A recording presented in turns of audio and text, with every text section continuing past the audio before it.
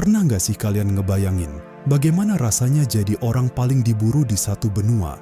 Hidup berpindah-pindah di hutan, tidur dengan suara tembakan, lalu berakhir dieksekusi diam-diam oleh tentara.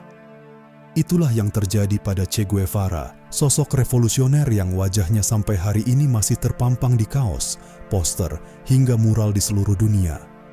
Tapi di balik foto ikoniknya, ada kisah tragis yang jarang benar-benar dibahas. Che Guevara sebenarnya bukan lahir dari keluarga miskin. Ia lahir di Rosario, Argentina, tahun 1928 dari keluarga berada. Bahkan, ia adalah mahasiswa kedokteran yang cerdas. Namun hidupnya berubah saat melakukan perjalanan keliling Amerika Selatan dengan sepeda motor.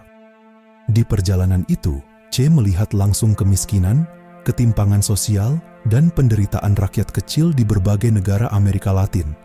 Dari situlah pikirannya mulai berubah. Ia merasa dunia sedang tidak baik-baik saja, dan menurutnya perubahan tidak akan datang kalau hanya menunggu pemerintah.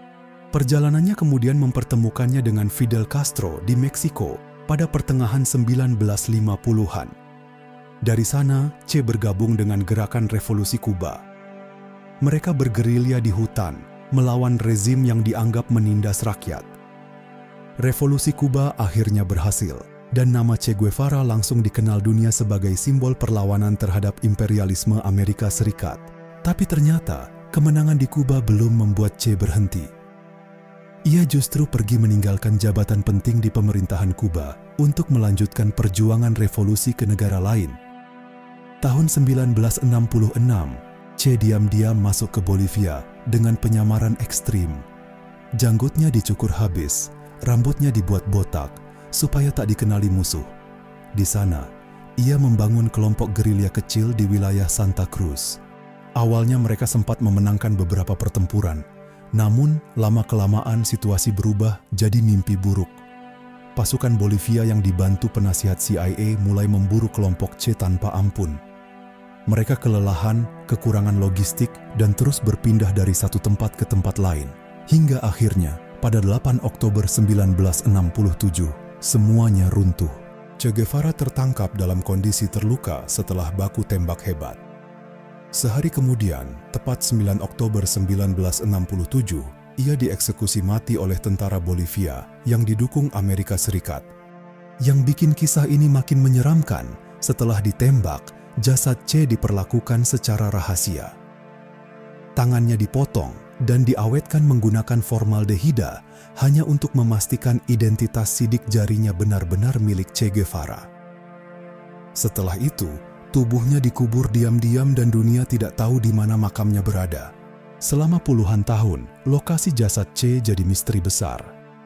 Banyak orang percaya tubuhnya sengaja disembunyikan agar makamnya tidak menjadi simbol perjuangan revolusi dunia. Sampai akhirnya, tahun 1995, seorang penulis biografi bernama John Lee Anderson mengaku menemukan petunjuk makam massal dekat Valle Grande, Bolivia. 2 tahun kemudian, kerangka yang diyakini milik Che ditemukan dan dipindahkan ke Kuba untuk dimakamkan secara megah di Santa Clara. Tapi bahkan setelah kematiannya, kontroversi tak pernah berhenti. Tahun 2007, muncul klaim dari jurnalis Prancis dan Spanyol yang menyebut kerangka itu sebenarnya bukan milik Che Guevara. Pemerintah Kuba langsung membantah keras dan menyebut bukti ilmiah seperti struktur gigi membuktikan jasad itu memang Che. Sampai hari ini, Che Guevara tetap jadi sosok yang memecah dunia. Bagi sebagian orang, ia adalah pahlawan revolusi yang melawan ketidakadilan. Tapi bagi yang lain, ia dianggap sosok brutal yang menggunakan kekerasan demi ideologinya. Menariknya, meski sudah puluhan tahun meninggal, wajah Che masih terus hidup sebagai simbol perlawanan dan semangat revolusi di berbagai negara. Nah, kalau menurut kalian sendiri, Che Guevara itu lebih pantas disebut pahlawan perjuangan rakyat atau justru tokoh kontroversial yang terlalu jauh menggunakan kekerasan demi revolusi? Tulis pendapat kalian di kolom komentar.